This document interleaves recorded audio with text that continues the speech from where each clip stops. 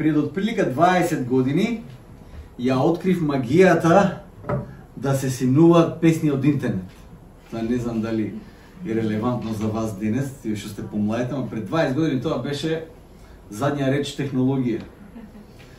До тој момент си знаете како имав песни уствари, јас имав секогаш касета во мојот систем, која секогаш беше спремна за снимање, и ако дојдеше песната на радио што мене ми се свиѓаше, бам, стискам плей и ред со исто време и така се снимаше песната. И така јас имав уствари песните кои ги сакам, ги имав на касети. Ама пред 20 години имавме компјутер Pentium 2 тогаш се вика, тој имав 3 гигабајти меморија на диск меморија, тоа тогаш беше у школата имав ја најмногу од сите. Сега телефонот има едно, не знам колку пати повише од тоа. Во секој случај Pentium 2 и начинот на кој го работев беше вака. Во 11 сат вечерта го исклучувам телефонот, пошто dial-up модем беше, го исклучуваш телефонот за да можеш да го уклучиш интернетот, пошто ако работи или телефонот или интернетот, не може и двете наеднаш. Интернет се вклучува и ја открив програмата, се викаше eMule. Ние ја викавме eMule, пошто не знаехме англиски.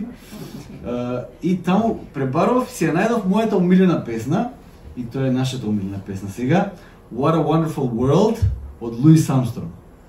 Ја најдов песната, беше голема, отприлика 3 мегабајти. Пуштив download и се бајле у 7 сат. Песната беше симната. И кога ја пуштив јас песната да ја слушам, тоа беше откритие за мене. Тоа беше вау, што се случи? Јас имам песна на мојот компјутер, а не на касета. Не можете да замислите колкава радост имав, па дури и за моментот на чекање, додека чекав да се симне таа песна. Чекав да се појави песната на радио за да ја снимав, чекав да дојде 11 сат, 11 и пол вечерта, пошто интернетот беше тогаш поевтин. Беше, како беше, денар на сат или на минута, не знам како беше, не е ни важно. Да, така нешто скапо беше. У секој случај, чекањето ми беше возбуда. Чекав цела вечер за да се симне мојата омилена песна, за да можем да се ја слушам. Како дел од денешната генерација, кај што живееме сега, мислам дека токму тоа е елементот кој го изгубив некаде попат. Елементот на чекање.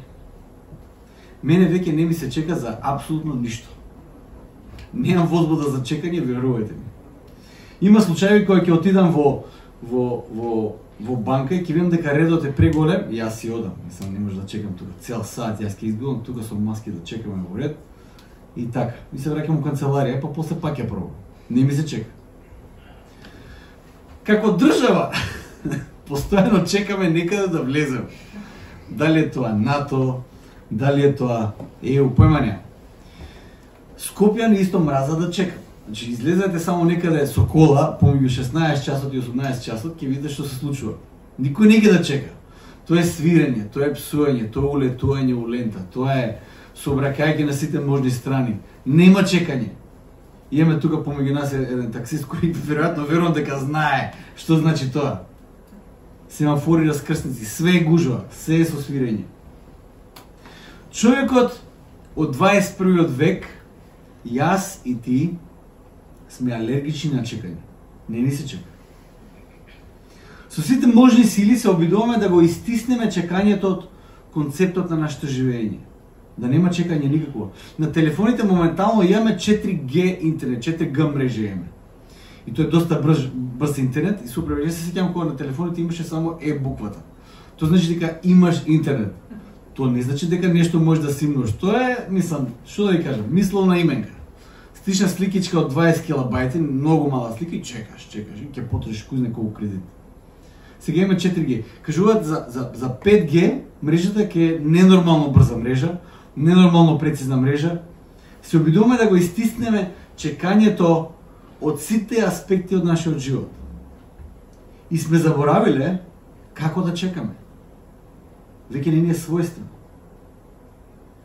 Сепак, читајќи ја Библијата, можеме да видиме дека чекањето е еден од важните концепти во нашата вера. Чекањето е многу важен концепт. Една од најважните работи во Библијата е да бидеме во ред кога чекаме. Но и не само тоа, туку би требало и да знаеме како да чекаме. Понекогаш мислиме дека знаеме како да чекаме, но јас сметам дека ние не само што не сакаме да чекаме, туку ние сме и заборавиле како да чекаме и не знаеме како да чекаме. Чекањето е многу важен аспект од христијанскиот живот. Еден од најважните. Сега во ова адвентно време, во ова време на исчекување, тоа е времето пред Божик. Како што во православната традиција ги имаме божикните пости, кои се 40 дена пред Божик, така во западната традиција го имаме тоа адвентно време, кој 4 недели, денот недела пред Божик, ние го имаме тоа време на исчекување.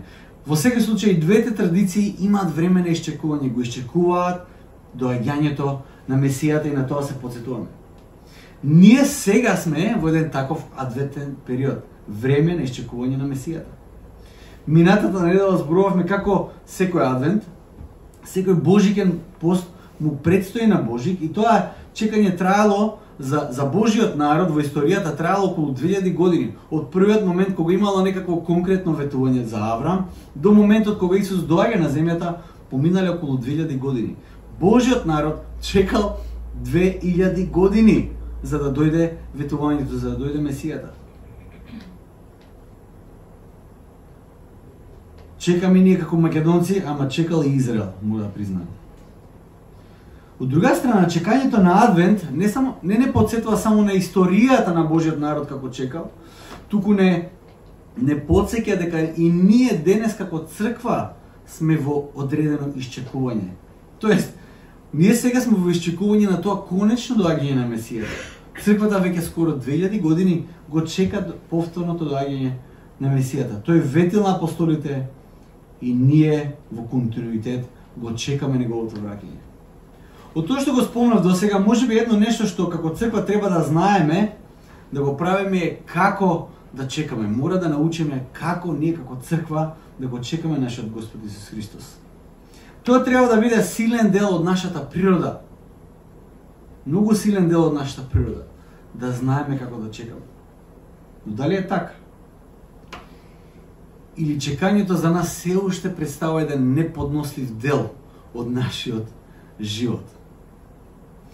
Јас избрав неколку текстови кои се важни историски да видиме како Израел чекал во историјата. Од Библијата.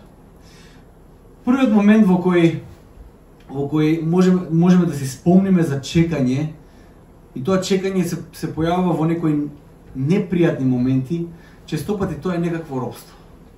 Израел се наоѓа во некакво робство и треба да чека. Првиот дел кој можеме да го видиме е моментот кога Бог го повикува Моисеј да оди да го избави неговиот народ Израел од Египет. И тој момент кој е многу важен за израелската историја. Тој момент на некој начин го обликува Израел како народ, како традиција, како историја, како верување, како теологија. Тој момент е еден од најважните. Дури тој е толку силен момент што таа наратива се провлекува и во мисијата на Исус. Самото крштение кој Исус го има потсетува на елементи за некаков излез од некакво робство. Толку силен момент е тој момент во историјата на Израел. Бог го повикува Моисеј и еве го текстот во кој Бог го испраќа Моисеј на таа мисија. Вели вака: Оди, во Излез 3 глава 16 и 70 стих. Оди, собери ги старешините на израелците и речи им: Господ Бог на татковците, Бог Аврамов, Исаков и Јаковов, ми се јави и ми рече: ве посетив и разбрав што ви прават во Египет. Одлучив да ве изведам од египетската беда во земјата на хананците, хетејците, аморејците, ферезејците, евејците, евосејците, во земјата во која течат мед и млеко. Во овие зборови е сумиран еден малку подолг разговор помеѓу Бог и Мојсеј. Израелците, како што кажа, веќе овде во овој момент, веќе до овој момент се 400 години во робство. Тоа е огромен временски период, само ако замислиме. Кога читаме во книга, и кога поминува така од една глава во друга во Библијата, поминува 400 години, не изгледа многу. Ама ако знаеме дека еден народ бил 400 години под робство, знаеме што значи тоа. Тоа е многу, многу време.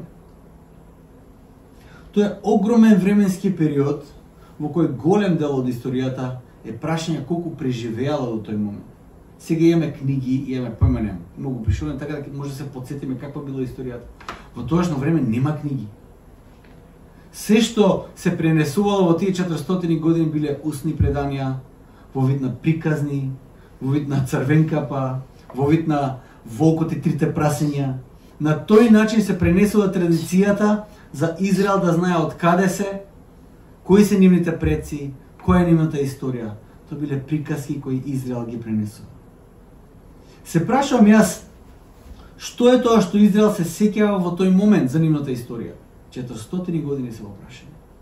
Тие можеби знаеле дел од приказната за нивното потекло, дека можеби дошле од Ур халдејски, излегле како еден човек по име Авраам.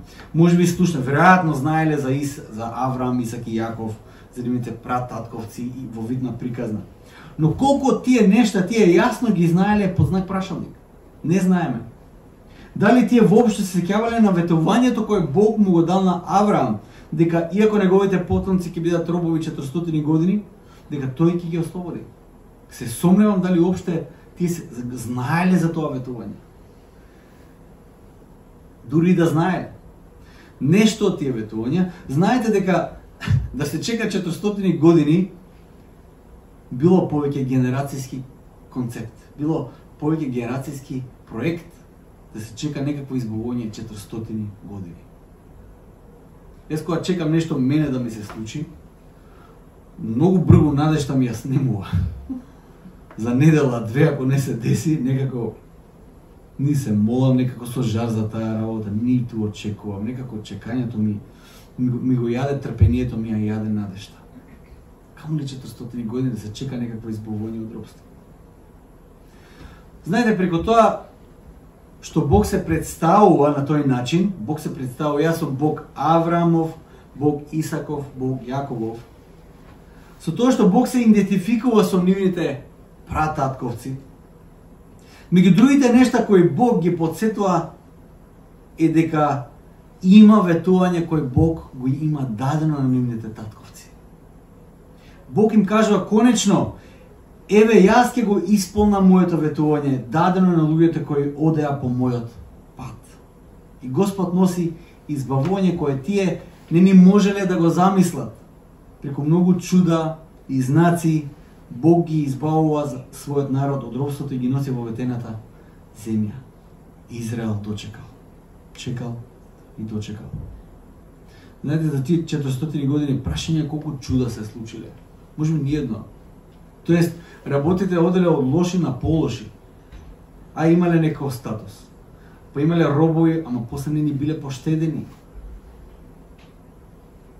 Од лоши на полоши за еден момент, Господ дојде и го исполни своето ветување. Тогаш кога можеме никој не очекувал. Чекале и дочекале. Последното ветување за Израел, последните неколку стиха во Стариот Завет, се од пророкот Малахија.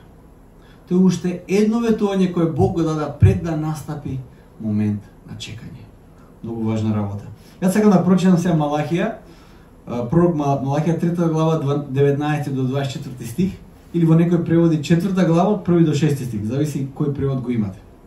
Вели вака: зашто ете доаѓа ден жарен како печка, тогаш сите горди и оние кои постапуваат нечесно ќе бидат како слама и ќе ги изгори денот што иде, вели Господ Саваот. И така нема да остане од нив ни корен, ниту гранчиња. А за вас, кои се боите од моето име, ќе изгрее сонцето на правдата и исцелување ќе има во зраците негови. И вие ќе излезете и ќе подскокнувате како теленца од штала и ќе ги газите нечестивите како прав под стапалата на нозете ваши во тој ден, кога јас ќе действувам, вели Господ Саваот. Помнете го законот на Мојсей, слугата мој, кој му заповедав на Хорив за сиот Израел, како и правилата и наредбите. Ете, Јас ќе го пратам кај вас пророкот Илија, пред да настапи денот Господов, голем и страшен. И тој ќе ги обрати срцата на татковците кон децата нивни и срцата на децата кон татковците нивни, за да не дојдам и ја удрам земјата со проклетство. Амин. Последното чекање, барем она подолго чекање кој израелците го имале, бил веднаш после овој стих, бидејќи после овој стих, кога Малахија го пишува и израелците го препознале, тие чекале од прилика 400 години, уште 400 години, до доаѓањето на Јован Крстител. 400 години. Кога Малахија ги пишува овие зборови, Израел веќе имал богата историја од отприлика 10 века, каде како народ го имале Божиот завет, го имале Божиот закон, имале Тората и ги проучувале. До тој момент тие искусиле славна историја на тоа да бидат големо царство, мноштво пророци имале во нивната историја и учители на Божиот закон. Народ кој во својата историја го има и големиот Мојсей, го имал ковчегот на заветот. Тие веќе добро ги познавале Божите уредби и закони. Многу добро. Имале разни школи кои ги развиле. Знаеле за патот на праведноста. Кога Бог ќе им каже праведност и неправедност, израелците веќе знаеле што Бог мисли по таа работа. Многу добро знаеле. И во една ваква ситуација пророкот Малахија им пишува на оние израелци кои се жедни за Божјата правда, за Божјото исцеление, но тие во исто време биле народ кој требало да знае како да чека, затоа што предстои уште едно чекање за нив. Дури и за време на тоа чекање, Бог им дава инструкции. Знаете, Малахија се појавува во време кога израелците веќе биле во некакво чекање. Можеби не биле баш свесни, но чекале веќе. Затоа што се случува еден важен настан пред да дојде пророкот Малахија. Сега ве шетам малце во историја. Ке ме следите ли? Нема да ви изгубам по пат, се надевам. Малахија некаде 460 година пред Христос. Но 580 година од прилика пред Христос се случува нешто многу, значи околу 120 години пред да се појави пророкот Малахија, се случува нешто многу важно. Пред Малахија да се појави како последен пророк пред да настапи тој молк, тоа главо доба од околу 400 години, пред да се појави Малахија 120 години или 150 години од прилика пред Малахија, израелците искусиле страшна ситуација која не ја ни сонувале ни на сон. Не ја ни сонувале. Ако историјата на Израел може да се подели на два дела и можеме, ако ме прашате кој е врвот, кој е the high point, како да кажам, кој е кулминацијата на нивната историја, секој старозаветничар ќе ви каже тоа е изградбата на храмот. Изградбата на храмот е врвот, како целата историја од Адам и Ева, падот, израелскиот народ, избавувањето од робството, шаторот на средбата, царската линија, како доводи до тој момент храмот да биде изграден. Затоа што храмот е едно посебно место. Знаете, старозаветничарите ќе кажат вака: Едемската градина, ако ја читате првата приказна со создавањето, 7 дена за создавање, тие што се бават со Стариот Завет ќе ви кажат вака: 7 дена се 7 етапи во кои луѓето од Стариот Завет го граделе храмот. Во такви 7 етапи луѓето граделе храм во старо време. Имало 7 етапи. Последната етапа во изградбата на храмот, знаете ли која е? Се ставува сликата од Божеството во храмот. А што е последното што Бог создава? Го создава човекот на својот облик, на своја слика. Много интересно, нели? И тој моментот кога човекот влегува во Едемската градина, тие што се бават со како да кажам, со Стариот Завет и кои ја проучуваат, да кажеме, храмската историја, ќе кажат вака: Едемската градина бил кога еден голем храм. Местото каде што небото и земјата се спојуваат. Нашата реалност и Божјата реалност се спојуваат. Кога човекот паѓа во грев и кога Едем како градина станува затворен за човекот, Бог прави една нова историја во која човекот доаѓа повторно до таа средина каде што човекот може повторно да се соедини со Бог. Така да луѓето, израелците во Стариот Завет верувале вака. Храмот е местото каде што Бог пребива. Тој е Божјиот дом. Во буквална смисла на зборот. Тоа е место каде што небото и земјата се спојуваат. Моментот кога ти правиш чекор во храмот, влегуваш во храмот, ти влегуваш во таа една дупла реалност. Реалноста на земјата каде што ние живееме и реалноста на небото каде што Бог живее. Тоа што сам да ви кажеме, храмот бил многу важно место за израелците. Израелците верувале вака, во храмот е Божјиот ковчег, кој е изграден уште кога Мојсей беше тука. Во Божјиот ковчег се 10 заповеди кои Бог со својот прст ги нацртал во камен. Таму е стапот на Арон, кој е заветот кој Бог го склучил со Ароновото племе, со левитското племе, кој ќе служи како посредници помеѓу народот и Бог. Таму е чинијата полна со мана, која ги потсетува израелците и е видлив доказ на патешествието кој тие го имале низ пустината и кога Бог се грижил за нив.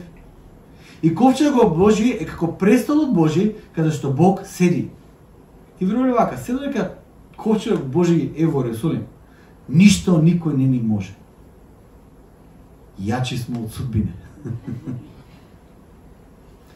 Ама се случува нешто кое никој не го очекува. Доаѓаат вавилонците, не само што влегуваат во Ерусалим, во градот, туку го рушат храмот и го зимат ковчегот Божи. Заедно со ковчегот тие зимаат и многу израелци во робство. Се е срушено, целата надеж е срушена. Еремија, пророкот Еремија го нарекуваат најнестрекниот пророк на Стариот Завет, не затоа што бил тепан, бил многу тепан и бил многу измачуван, меѓу другото, тој е жив сведок на рушењето на Божјиот храм. Тој е жив сведок на Божјиот ковчег кој е земен и однесен. Тој е жив сведок на тоа како Божјиот народ е однесен во робство. Повторно. После Египет, Божјиот народ повторно е однесен во робство. Сепак преку мисијата на Еремија, Бог ги припрема израелците за тоа чекање. И за тоа јас би рекол најважно чекање кој израелскиот народ го имал во историјата. Кога израелците ги зимаат во робство, се раѓаат две заедништва. Едното заедништво кое станува во Ерусалим, другото кое е во Вавилон во робство. И Еремија на некој начин е пророк и на тие две заедништва, на тој народ кој е подален. Сега вака, ќе го прочитам делот кога Еремија им пишува на тие кои се во Вавилон.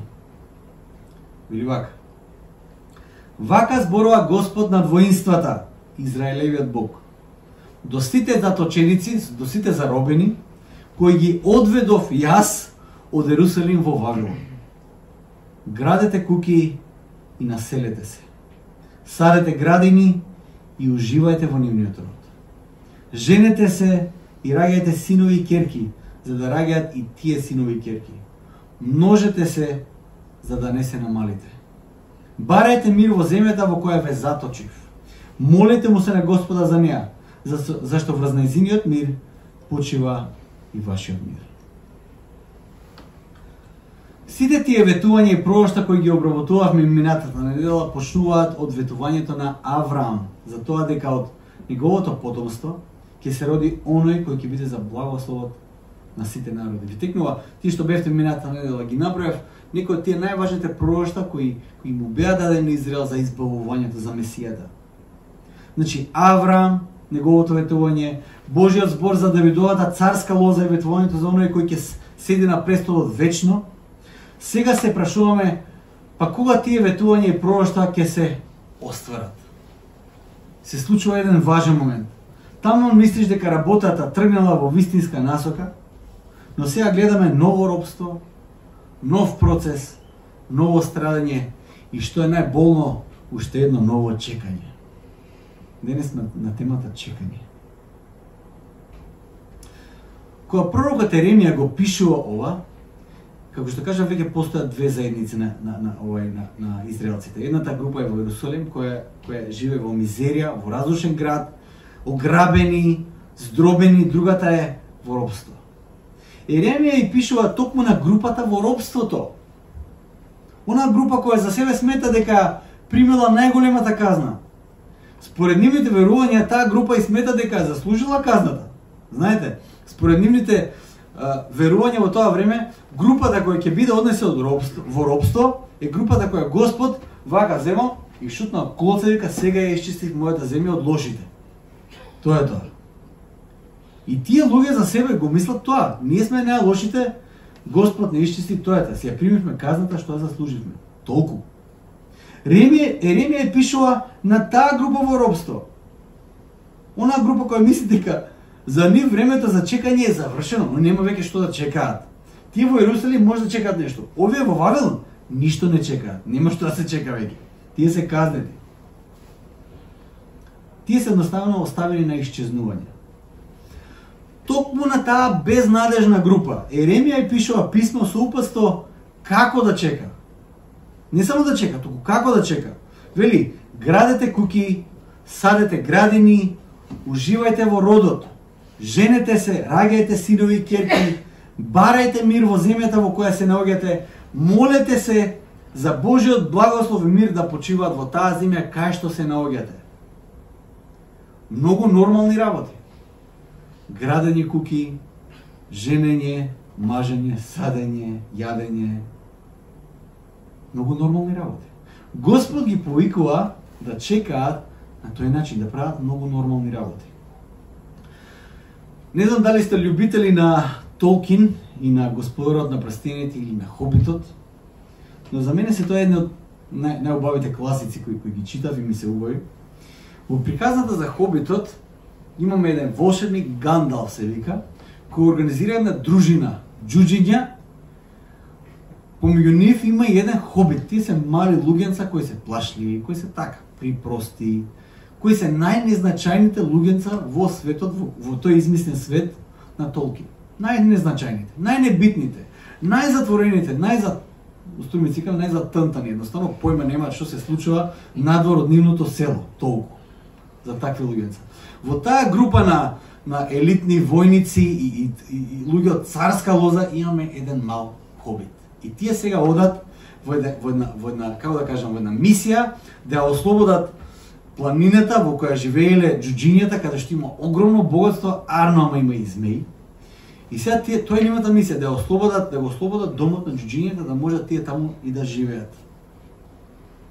Помеѓу другото, Гандалф, волшебникот, треба да положи сметка на тие негови што се надредени, на најголемиот волшебник и другите од таа царска лоза што имаат. И една од тие вилењаци го прашува: а чекај, зошто го зема хобитот? Ај, тие војници во ред, војсковоци. Зошто хобитот? Зошто? Гандалф одговора вака на тој начин. Верувам дека има нешто многу теолошко во тоа што Гандалф одговара.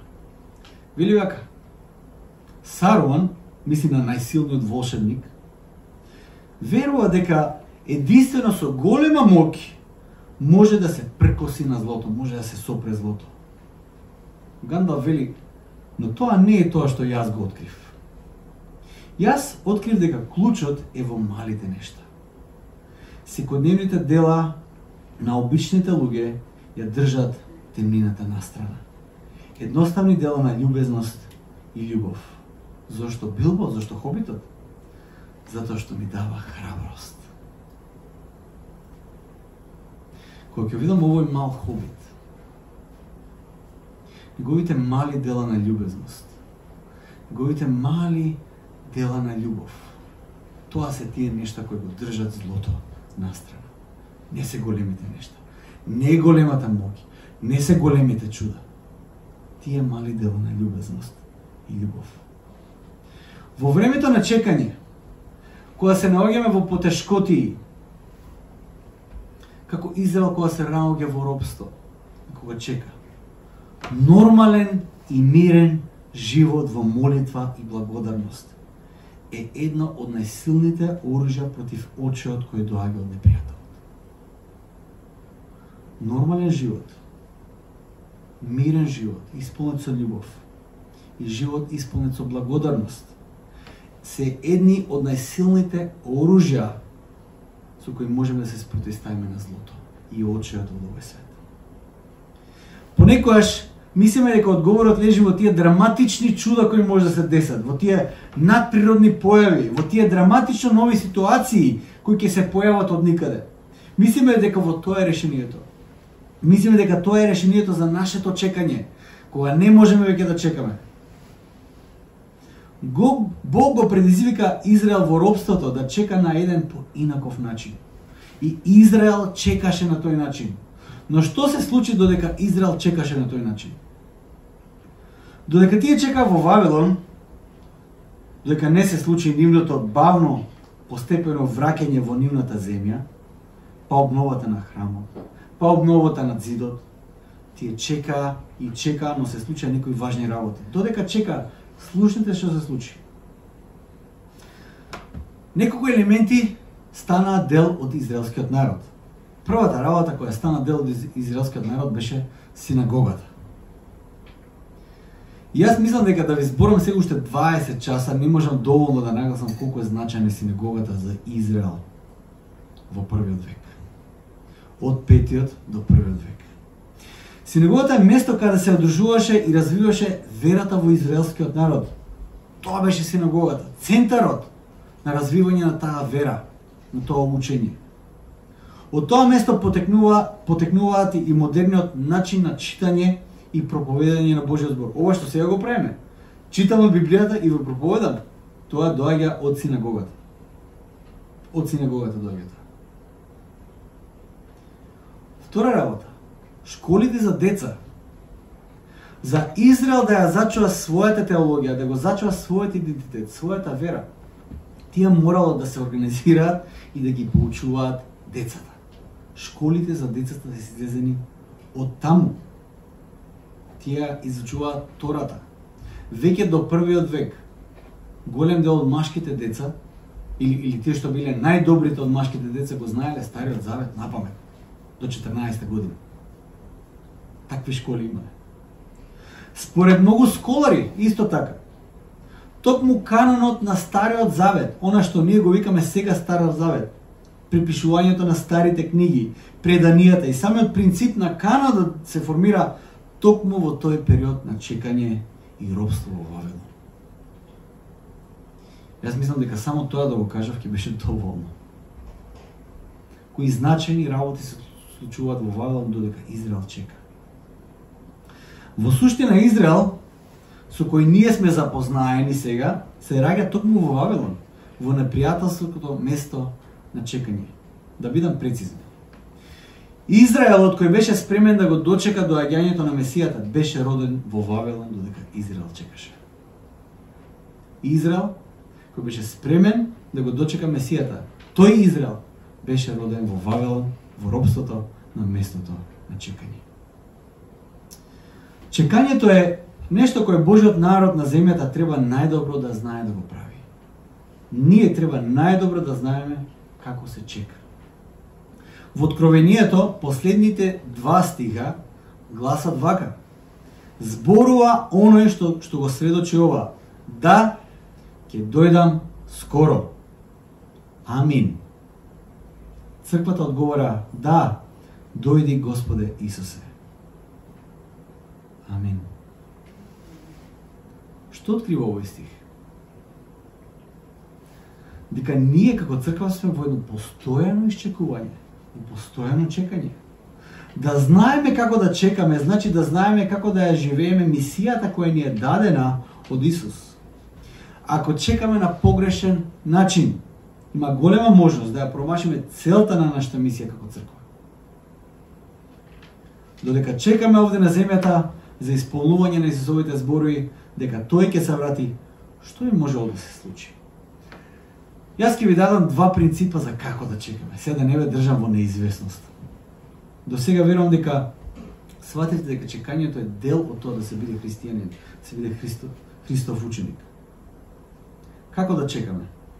Јас ќе земам 2 принципи од пророкот Еремија, што им дава на израелците во Вавилон додека тие чекале. Првиот принцип е засади. Сади.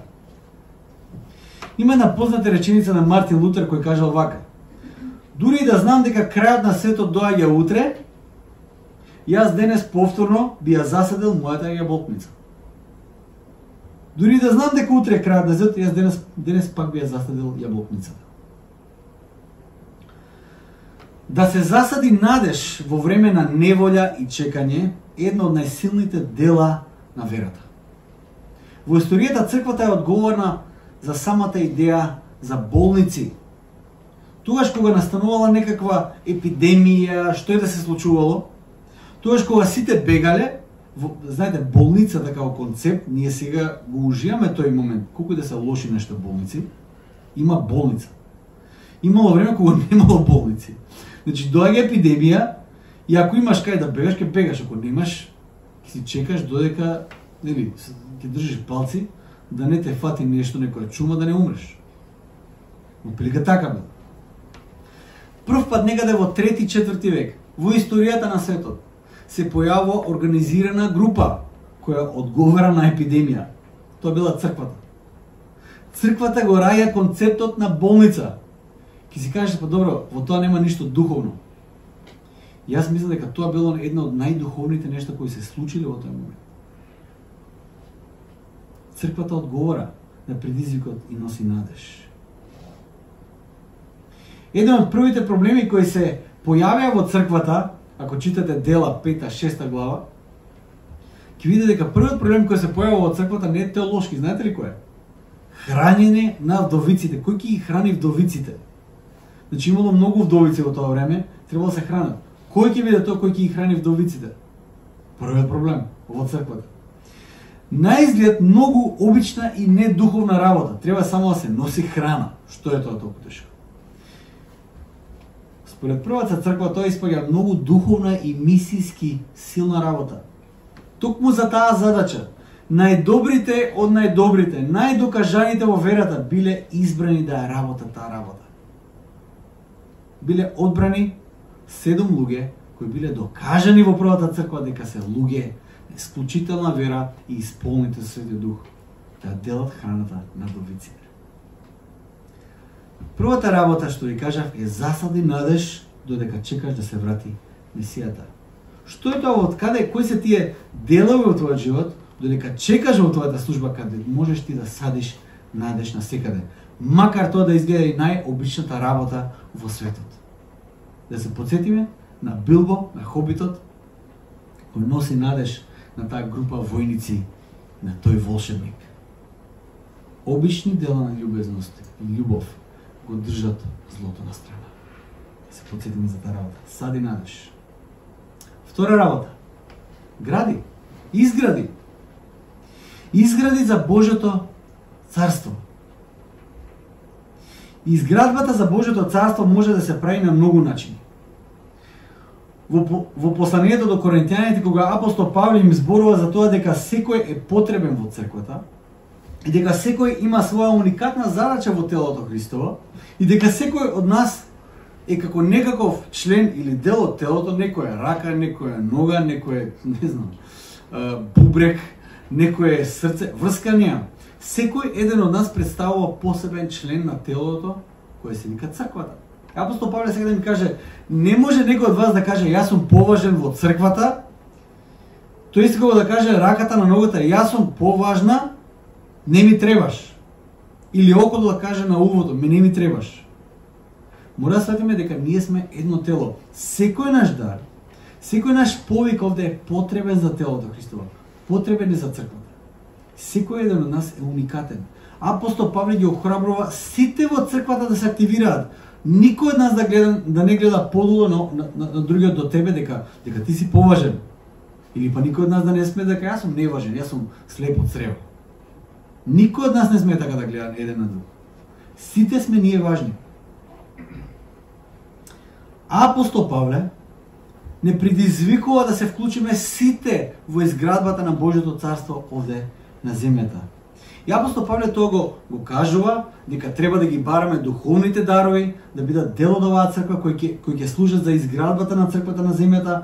Подоцна апостол Павле во 1 Коринтијаните 13 глава зборува за највозвишениот пат кој може да го имаме тука, а тоа е патот на љубовта. И апостол Павле овој цел дискурс го завршува со една многу важна тема. Темата на воскресението. Воскресението е причината зошто воопшто ние да размислуваме за сите тие нешта. Тој застанува на таа тема. Темелот на нашата вера. Додека чекаме за Христовото враќање, нашата надеж се состои во тоа што се случува кога ќе се случи Христовото враќање. Што се случува тогаш? Апостол Павле во последниот стих од 15 глава вели вака: И така, браќа и сестри мои, возлюбени, бидете постојани, непоколебливи и секогаш богати во делото Господово. Служете. Сега да каже, служете, не се сопирајте. Знаејќи дека трудот ваш пред Господ нема да биде залуден. Апостол Павле сака да им каже на црквата во Корин: ништо од тоа што е изградено за Божјото царство нема да биде изгубено. Исус во Евангелието ќе каже: некој кој ќе даде дури чаша ладна вода во моје име, нема да биде заборавен. Дури и чаша ладна вода. Нешто кое можеби ние го сметаме не е нормална работа. Дури и чаша ладна вода во името на Исус Христос, дадена, послужена, Исус нема да ја заборави. Сите тие нешта кои ние ги градиме овде на земјата, а се за Божјото царство во името на Исус, ќе си го најдат својот пат во новото царство кое Господ Исус го прави. Ќе си го најдат. Секое едно мало дело до едно, до последно, ќе си го најде својот пат. Како? Како што не можам да го разберам воскресението на Исус Христос, не можам да го разберам ни тоа. Едноставно треба да го прифатам во вера. Дека се што сум направил на оваа земја, посебно нештата кои никој не ги гледа, посебно тие нешта на Бог му се посебно драги. Кога ние не одиме со зурли и тапани да кажеме што сме направиле, колку ние сме добри. Нештата кои се направени во тајност, Господ еден ден ќе ги извади јавно. Сади надеж и гради за Божјото царство додека чекаш на неговото повторно враќање. Ајде да научиме како да чекаме. Тоа е многу важен момент. Затоа што чекањето на нас ја сметам дека ни дава можност, ни отвара прилика, не уназадува. Чекањето не е пасивно чекање. Чекање за нешто да се случи, чекање за овој брод да пропадне и да дојде веќе крајот. На тоа не сме повикани. Чекањето значи активно чекање. Ние сега го чекаме неговото враќање на земјата. Чекањето не е пасивно. Бог не повикува едно активно исчекување во кое светот станува место во кое ќе се врати Месијата на земјата. Кои се тие делови од вашиот живот, од вашиот светоглед, од вашиот видеокруг, каде што Бог ве повикува да се активирате? Активно да го чекате во трпение неговото повторно враќање, знаејќи дека што и да инвестирате во негово име, јавно или тајно, ништо од тоа нема да биде изгубено. Се ќе биде откупено, се ќе биде пренесено во Божјото царство кое допрева доаѓа. Ајде се молиме за крај.